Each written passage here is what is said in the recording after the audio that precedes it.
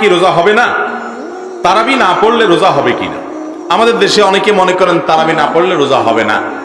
আসলে তারাবির সাথে রোজার কোনো সম্পর্ক নাই। দুইটা সম্পূর্ণ স্বতন্ত্র এবং পৃথক ইবাদত। রোজা এবং সিয়াম একটা ইবাদত, তারাবি আরেকটা ইবাদত। যদি কেউ কোনো কারণে তারাবি পড়তে না পারে, তারপরও তাকে ওই দিনের রোজা রাখতে হবে। তারাবিটা হলো সুন্নাত আর রোজা রাখাটা হলো ফরজ। অতএব সুন্নাত ছুটে গেছে দেখে আপনি ফরজও বাদ দিয়ে দিবেন, এটা কোনোদিনই জায়েজ হবে না। অতএব এমনও হতে পারে কোনো লোক তারাবি পড়তে পারছেন না, হয়তো তিনি রুকু সিজদা করা, উঠা বসা করা এবং এত সময় নামাজের মধ্যে থাকার মতো শারীরিক শক্তি নাই, কিন্তু উপবাস থাকতে পারেন, তাহলে তিনি রোজা রাখবেন তারাবি না পড়লেও। তবে হ্যাঁ, চেষ্টা করা উচিত একজন ইমানদারের তিনি রমজানের রোজাও রাখবেন আবার তারাবিও পড়বেন, কারণ উভয় ইবাদতই কোরআন এবং হাদিস নির্দেশিত, বিধায় কোনোটাই ছাড়া উচিত না। কোনো কারণে যদি একটা ছুটে যায় তাই বলে আরেকটাও ছাড়বেন সেই সুযোগ নেই। অনেকে রোজা রাখে না এই অজুহাতে যে কালকে তারাবি পড়তে পারেন আজকে রোজা রাখবো না, এটা ভুল, মূর্খতা। এক ভুল করছেন এজন্য আরেকটা করতে পারেন না, অতএব রোজা অবশ্যই রাখতে হবে। প্রমাণ হলো পশ্চিমে যদি আপনি তাকান দেখবেন সেসব দেশগুলোতে বৈবাহিক সম্পর্ক এটা সোনার হরিণ হয়ে গেছে। স্বামী স্ত্রী বলতে যে একটা সুখের সংসার, এটা তাদের কাছে সোনার হরিণ হয়ে গেছে। পরিবার ব্যবস্থা ভেঙে পড়ছে, ধ্বংস হয়ে গেছে। এখন সেটাকে এদেশে যারা আমদানি করতে চায় তারা এদেশের মানুষের শত্রু। এই শয়তানের দোসরেরা আল্লাহর বিধান থেকে, কোরআন থেকে আমাদেরকে সরাতে চায়। আমাদের সংবিধানে, আমাদের আইনে কোরআনের তো অন্য কোনো কিছু নাই। যা ছিটে ফোটা দুই একটা আছে, সেগুলো খাজে বাজে থাকা কণাগুলোকে ধুয়ে পরিষ্কার করার জন্য যখন যারা সরকারে আসে তাদের ঘাড়ে সওয়ার হওয়া এই পশ্চিমাদের দোসরেরা, তারা এই দেশে থাকে, এই দেশে খায়, দালালি করে পশ্চিমাদের। এদের ষড়যন্ত্রের ব্যাপারে আমাদের সতর্ক থাকতে হবে, সাবধান থাকতে হবে। আমাদের অবশ্যই বোনরা, মেয়েরা নানাভাবে নিগৃহীত, তাদের সপক্ষে আমাদের কথা বলতে হবে, কিন্তু তার জন্য আল্লাহর আইন, আল্লাহর বিধানকে পরিবর্তন করার কোনো প্রয়োজন নাই। তাহলে কি করতে হবে? দেখুন, আমাদের সমাজে এটা ঠিক যে অনেক স্বামীরা নিজেরা ইনকাম করে বলে স্ত্রীদের খোঁটা দেয়, কথার তলে রাখে, কথা শোনাতে থাকে, কষ্ট দেয় এবং কথায় কথায় তাদেরকে এই যে উপায় উপার্জন করে, টাকা পয়সা নিয়ে আসে, বাজার সদাই করে, এগুলা তুলনা দেয়। এই যে ছোট লোকিগুলো পুরুষরা করে, সেগুলো বন্ধ করতে হবে। সেগুলো বন্ধ করার জন্য মেয়েদেরকেও আপনি বের করে দিবেন, চাকরি করাবেন অথবা তাদেরকে সম্পদের ভাগ দিবেন, তাতে বন্ধ হয়ে যাবে। এটা আমরা সঠিক মনে করি না। তাহলে কি করতে হবে? তাহলে নারীদের প্রতি নিগ্রহের রাস্তাগুলো বন্ধ করতে হবে। শরীয়ত যতটুকু দিতে বলেছে ততটুকু যদি নারীকে দেওয়া হয়, নারী কখনো স্বামীর উপরে শতভাগ ডিপেন্ডেন্ট হবে না। স্বামী জুলুম করলেও তার জুলুম স্বীকার করতে, জুলুম মেনে নিতে বাধ্য হবে না, যদি স্বামী মহরটা ঠিক মতো দেয়, বাবার সম্পদের পাওনাটা ঠিক মতো পায়, মায়ের সম্পদের পাওনাটা ঠিক মতো পায়। সব জায়গা থেকে তাদের যে পাওনা আছে, এই পাওনাটা যদি তারা ঠিক মতো পায়, তাহলে তাদের প্রতি নিষ্পেষণ জুলুমের রাস্তা বন্ধ হয়ে যাবে। আল্লাহ রাব্বুল আলামিন মেয়েকে মোহরের মাধ্যমে স্বামী থেকে পাওয়ার রাস্তা রেখেছেন। আবার স্বামী মারা গেলে সেই সম্পদ থেকে ভাগ পায়, ছেলে মারা গেলে সেখান থেকে, ছেলে মেয়ে মারা গেলে সেখান থেকে পায়, আবার বাবার সম্পদ থেকে পায়, মায়ের সম্পদ থেকে পায়, সব জায়গা থেকে পায়। খরচের বেলা তাকে একেবারে জিরো রেখেছে। এটা মেয়েদের প্রতি বৈষম্য না, এটা মেয়েদের প্রতি বরং ইহসান। আজকের এই বস্তা পচা সস্তা চিন্তাধারা যারা লালন করছে, তারা সমতার কথা বলে, ইসলাম সমতার কথা বলে না। তাহলে কিসের কথা বলে? ইসলাম ন্যায্যতার কথা বলে। কিসের কথা বলে? সমতা এক জিনিস, ন্যায্যতা আরেক জিনিস। সব সময় সমতা ইনসাফ প্রতিষ্ঠা করে না, কিন্তু ন্যায্যতা সব সময় ইনসাফ প্রতিষ্ঠা করে। কিভাবে?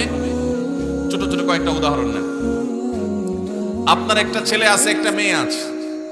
ছেলেটার বয়স মনে করেন 15, মেয়েটার বয়স ধরেন 12।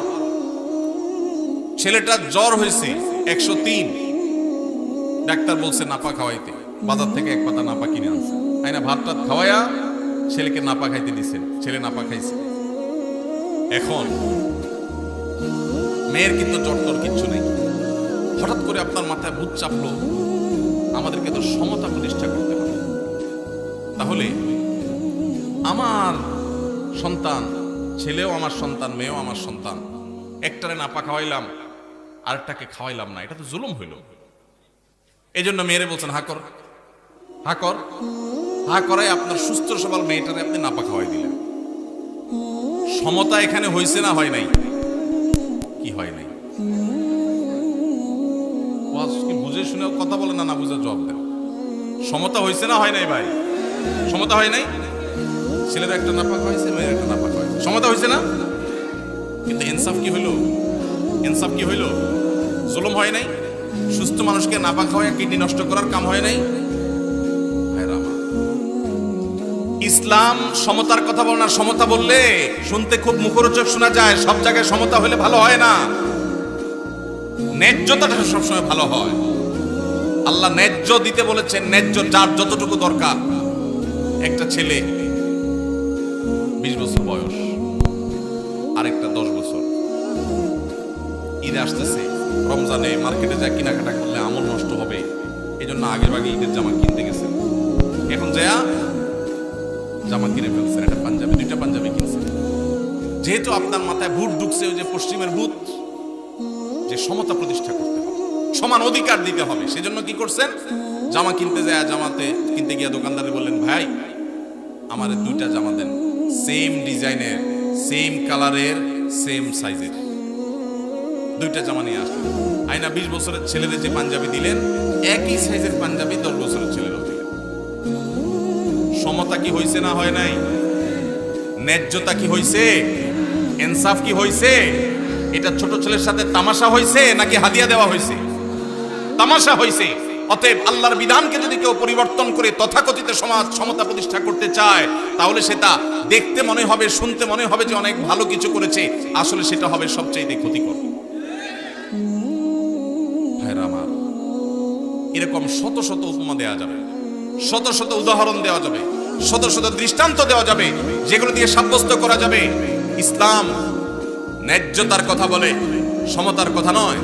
কোন জায়গায় একজনকে বেশি দিতে হচ্ছে, আরেক জায়গায় আরেকজনকে বেশি দিতে হচ্ছে। যেখানে যতটুকু প্রয়োজন সেখানে ততটুকু দেওয়া, এটা হলো আল্লাহর বিধান। আর মন গড়া তথাকথিত সমতা, এটা হলো মুখরোচক, শুনতে সুন্দর শোনা যায়, ভালো শোনা যায়, কিন্তু সেটা বাস্তবতা বিবর্জিত। আমরা যদি দেখি পৃথিবীর যে সমস্ত সমাজ আল্লাহর এই বিধান মতো সমাজ পরিচালনা করে না, পরিবার পরিচালনা করে না, তাদের সমাজে বাহ্যিক উন্নতির অনেক প্যারামিটারে তারা এগিয়ে গেছে, কিন্তু তাদের পরিবার ব্যবস্থাপনায়, দাম্পত্য সম্পর্কগুলোতে তারা মিসকিনের মতো অসহায় হয়ে যাচ্ছে। কোনো বিশ্বাস নাই, কোনো ভক্তি নাই, ভালোবাসা নাই, পরস্পরের কোনো প্রকার আন্তরিকতা নাই। আল্লাহ তাআলা আমাদের সবাইকে আল্লাহর এই গুরুত্বপূর্ণ ফরজ বিধান, কারণ মৃত্যুর পর তার সম্পদে আল্লাহ কোরআনে যাকে যতটুকু দিতে বলেছেন, আল্লাহ আমাদের সবাইকে তাকে ততটুকু দেওয়ার তৌফিক দান করুন। এর জন্য মানসিক সৎসাহস লাগে, সৎসাহস লাগে।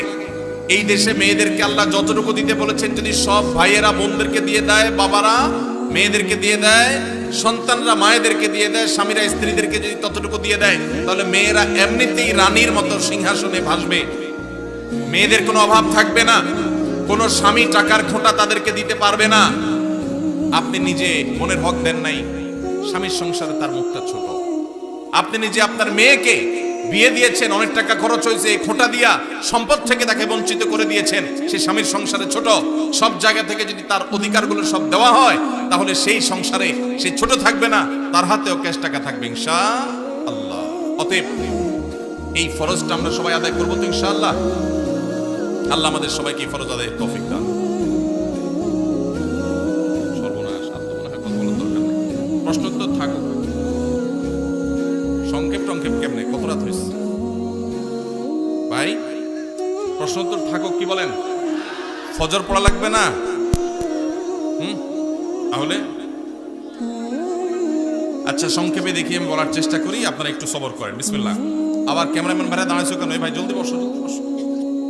জি ভাই, বিসমিল্লাহ। প্রথম প্রশ্ন, বিড়ি সিগারেট বিক্রি করার উপার্জন হালাল নাকি হারাম? যেই জিনিস খাওয়া, পান করা, ব্যবহার করা হারাম, ওইটার কেনা বেচা করাও ইসলামে যে জিনিসটা খাওয়া, পান করা, ব্যবহার করা নিষেধ, সেটার বেচা কেনা করাটাও। দোকানদার নিজে লম্বা দাড়িওয়ালা নামাজি মানুষ, হাজি সাহেব মানুষ, নিজে বিড়ি সিগারেট খায় না, নিজের 14 গোষ্ঠীও খায় না, কিন্তু বেচে, তাহলে তার উপার্জন হালাল হবে। এখন প্রশ্ন হলো, একটা দোকানে অনেক আইটেম আছে, একটা নাজায়েজ বা গুনাহের আইটেম বেচার কারণে সবগুলো যে হারাম হয়ে যাবে তা না। এটা বিক্রি করে যে লাভ করছে ওইটা নাজায়েজ হবে। বাকি যেগুলো হালাল আছে, চাল ডাল বিক্রি করছে, সেগুলো হালাল হবে। অবশ্য চাল ডাল বিক্রি করলেই যে হালাল হবে এমন না। যদি দেশি মশারের সাথে ইন্ডিয়ান মশারে মিশিয়ে বিক্রি করেন, হালাল হবে না হারাম হবে? আইটেম হালাল হলেও 2 নম্বরই করার কারণে উপার্জনটা হারাম হয়ে যাবে। তো এই জন্য যারা মুদি দোকানদারি করেন তারা বলবেন, ভাই তাহলে বিড়ি সিগারেট ছাড়া তো দোকান চলে না, কি করব? এটাই তো আপনার চ্যালেঞ্জ। আল্লাহর জন্য আপনি স্যাক্রিফাইসটা কি করলেন? কিয়ামতের ময়দানে আল্লাহর কাছে জান্নাত চাইবেন কোন মুখে? এটাই তো স্যাক্রিফাইস। স্যাক্রিফাইসের বিনিময়ে তো জান্নাত আশা করবেন। আপনি আল্লাহর জন্য হারাম জিনিস বিক্রি করলেন না, দোকানে লেখা দিলেন, ভাই আমি এই যে আমাদের মুসলমানদের রক্ত চোষা যারা, তাদের জিনিস রাখি না, বিড়ি সিগারেট রাখি না, ধূমপান আইটেম রাখি না, এগুলো এই দোকানে বিক্রি করা হয় না, লেখা টাঙ্গায় দিছে। এতে কিছু বিড়িখোর, সিগারেটখোর, গাঞ্জাখোর কাস্টমার কমবে, এতে আপনার টাকা ক্যাশে একটু কম আসবে। ওই টাকা যদি আসতো ওইটা এমনিই বরকত নষ্ট করে দিত। ওই বেবরকতি গাঞ্জাখোর আর বিড়িখোর, সিগারেটখোরের টাকা না আসলে আপনার আল্লাহ তাআলা না খাওয়া মারবে না ইনশাআল্লাহ। এর জন্য হিম্মত দরকার হয়, হিম্মত। কিছু কেনাবেচা কম হোক, কিছু কাস্টমার কম আসুক, আমি একটু কম খাবো, আমার ইনকাম একটু কম হবে, বিনিময়ে আমি জান্নাত পাবো ইনশাআল্লাহ। মনে শান্তি থাকবে যে আমি ক্যান্সারের আইটেম বিক্রি করে একটা মানুষকে সর্বশান্ত করার দায় আমি দায়ী হলাম না। দোকানদার ভাই যত সিগারেট বিক্রি করলেন,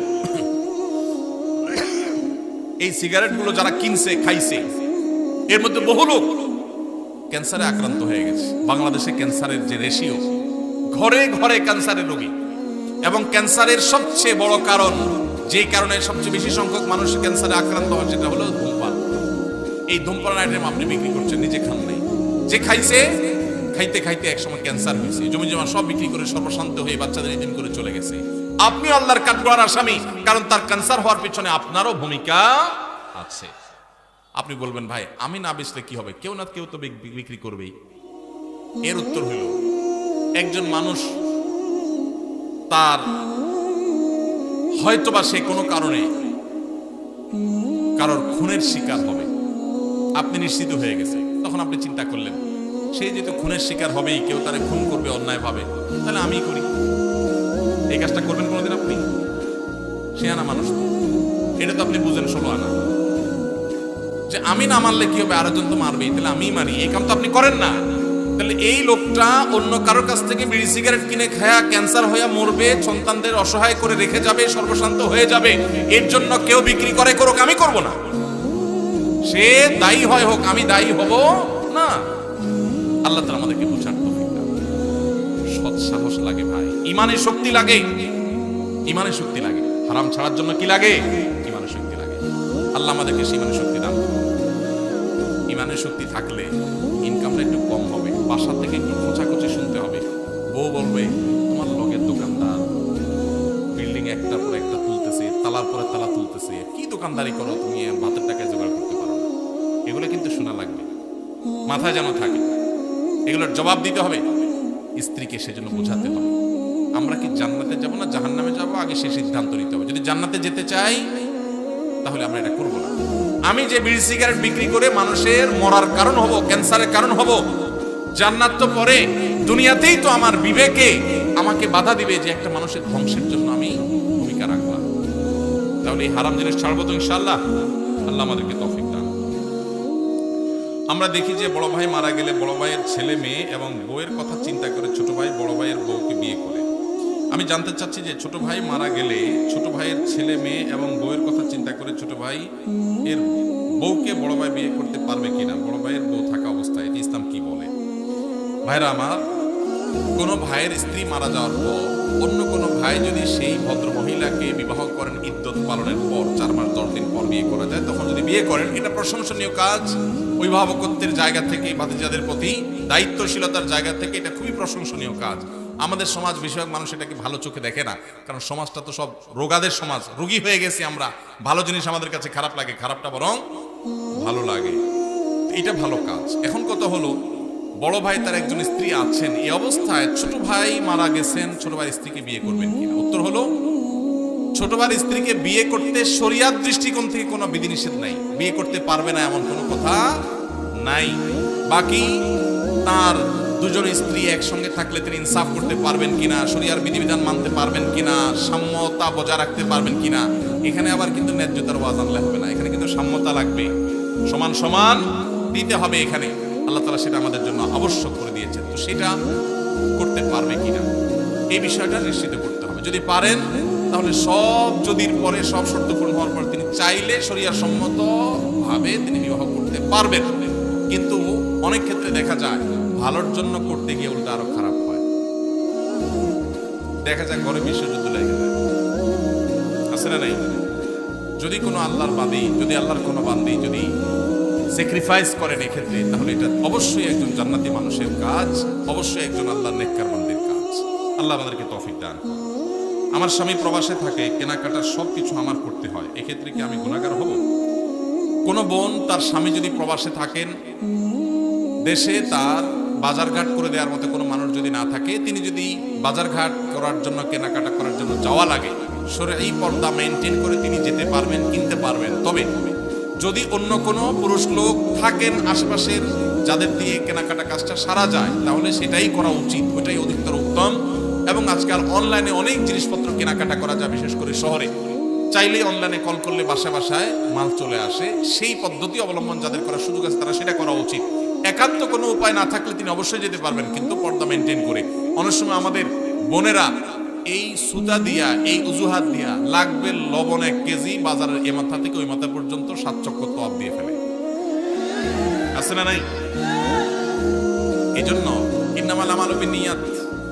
আপনার স্বামী প্রবাসে আছে, বাজারে যাওয়া জায়েজ আছে, হুজুরের কাছে মাসালা নিয়েছেন, নিয়ে এবার বাজারে বাজারে ঘুরতেছেন হয়তো পর্দার সাথে গেলেন না বেপর্দার সাথে গেলেন, তাহলে অবশ্যই আপনি গুনাহগার হবেন। এই জন্য বোনরা আল্লাহকে ভয় করবেন, যতটুকু আপনার না হলে নয় ততটুকু আপনি করতে পারবেন, অবশ্যই পর্দার সাথে। আমি পর্দা করে চলতে চাই, কিন্তু যেই পরিবার যৌথ পরিবার হওয়ার কারণে পর্দা করে চলতে পারি না, এক্ষেত্রে আমার করণীয় কি? যৌথ পরিবারে পর্দা করাটা একটু কঠিন, একটু কষ্টের, ডিফিকাল্ট। এক্ষেত্রে দরকার হয় সবার সহযোগিতা। আমরা ছোটবেলায় আমরা দেখেছি যৌথ পরিবারের থেকেও মানুষ পর্দা করার চেষ্টা করত। একই বাড়িতে কয়েকজন মানুষ বসবাস করত, কয়েক ভাই আসতেন, সবার স্ত্রী বাসায় আছেন, একই ঘরে এক একটা কক্ষে এক একজন থাকেন। তো বাহির থেকে আসলে অনেক সময় গলা পরিষ্কার করে ঢুকতো, গলা পরিষ্কার করে প্রবেশ করতো, যাতে করে মেয়েরা তারা নিরাপদে সাইড হয়ে যায়, পর্দার খেলাপ না হয়। এখন হায়া লজ্জা এমন উঠছে, হনহনায় ঢুকে যায়, ন্যূনতম পর্দার বিধানটা জানেই না। এটা মুসলমানদের জন্য লজ্জা। যৌথ ফ্যামিলিতে থেকে পর্দা করা সম্ভব যদি সবার সহযোগিতা থাকে। ঠিক আছে, পুরুষরা যখন আসবে মহিলারা সাইড হয়ে যাবে, পুরুষরা যখন বের হবে মহিলারা তখন সাইড দিবেন, মহিলারা যখন থাকবেন পুরুষরা ঢোকার আগে তাদের পারমিশন নেবেন, প্রাইভেসি মেনটেন করবেন। দেখুন, ইসলামের পর্দার বিধানটা হলো মানুষের প্রাইভেসি রক্ষা করার জন্য, মানুষের প্রাইভেসি মেনটেন করা, রক্ষা করা। এটা ইসলামের অনেক বড় একটা সৌন্দর্য যে ইসলাম মানুষের প্রাইভেসি রক্ষা করেছে। একজন নারী, আপনি তার সৌন্দর্য তার অনুমতি ছাড়া বা তার সৌন্দর্য আল্লাহর অনুমতি ছাড়া আপনি দেখে অবলোকন করবেন, আপনার জন্য হারাম করা হয়েছে, তার প্রাইভেসি আপনি নষ্ট করছেন। আবার একইভাবে আপনি তাকে নিয়ে মনোজগতে যে বাজে জল্পনা কল্পনার মধ্যে হারিয়ে যাওয়ার আশঙ্কা আপনার মধ্যে আছে এই পর্দাহীনতার কারণে। এই কারণে আল্লাহ তাআলা আমাদের জন্য এটা নিষেধ করেছেন। এই জন্য যৌথ ফ্যামিলিতে থেকে পর্দা করা যায় যদি সবার সহায়তা থাকে, যদি না থাকে তাহলে আলাদা থাকবেন, ছোট্ট কুড়েঘর নিয়ে ফ্যামিলির সাথে বোঝাপড়া করে তাদেরকে বুঝায়া যে পর্দার জন্য আপনি আলাদা হচ্ছেন। অনেক সময় দেখা যায় অনেক মহিলা আছে আলাদা হওয়ার জন্য একটা সুতা খুঁজে, সুতা, এই সুতা খুঁজে এক একটা মাসালা বাইর করে হুদাই, কোনো কারণ ছাড়াই। তো এটা করা যাবে না। আর যদি সত্যিই পর্দার অসুবিধা হয় তাহলে স্বামীর কর্তব্য স্ত্রীর জন্য অবশ্যই পর্দার ব্যবস্থা করা প্রয়োজন, সেটা বাছা আলাদা করে হলেও। মহিলাদের পর্দা করার ক্ষেত্রে মুখ ঢাকা কতটুকু জরুরি? বিশুদ্ধ মত অনুযায়ী, নিরাপদ মত অনুযায়ী মুখমণ্ডল পর্দার অন্তর্ভুক্ত ঢাকবেন, মুখমণ্ডল প্রদর্শন করবেন না, প্রয়োজনে মাথা কাপড় টেনে দিবেন। আল্লাহ বলেছেন ইউদিনা আলাইহিন্না মিন জালাবিবিহিন্না, মাথার উপরে যে কাপড় থাকে মেয়েদের পর্দার জন্য এটাকে জিলবাব বলা হয়। আল্লাহ বলেছেন এই জালাবিব তোমরা, তারা মেয়েরা টেনে দিবে। এই যে টেনে দিতে বলছে এটা কেন? এটাই তো মুখাবয়বকে ঢাকার জন্য। আম্মা জানা আয়েশা রাদিয়াল্লাহু আনহা বলেছেন হজের সময় আমি যখন নবী সাল্লাল্লাহু আলাইহি ওয়াসাল্লামের সাথে হজ করেছি, সেই বছর আমি ইহরামরত অবস্থায় মেয়েদের জন্য মুখ উন্মুক্ত রাখতাম। যখনই কোনো পুরুষ চোখের এরিয়াতে চলে আসতো তখন আমি কাপড় টেনে দিতাম। এখান থেকে বোঝা যায় তারাও মেয়েদের চেহারার পর্দা করতেন। এটাই হলো অধিকতর বিশুদ্ধ এবং অধিকতর আপনার নিরাপদ মত। এই জন্য বোনরা পর্দা যখন করবেন মুখমণ্ডলও ঢাকার চেষ্টা করবেন, সেটা হবে এই ক্লাসের পর্দা। যারা সেটা করতে পারছেন না, অন্তত শুরুটা করেছেন, অবশ্যই তাদেরকে আমরা অ্যাপ্রিসিয়েট করব। আমি দাঁড়িয়ে রাখি এটা আমার স্ত্রী পছন্দ করে না, এক্ষেত্রে আমার করণীয় কি?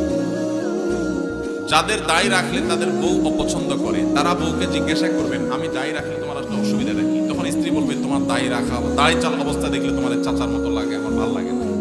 এটা তো বলবে যে তোমার মুখে দাড়ি থাকলে আমার কাছে ভাল লাগে না, হুজুর হুজুর লাগে, চাচা চাচা লাগে।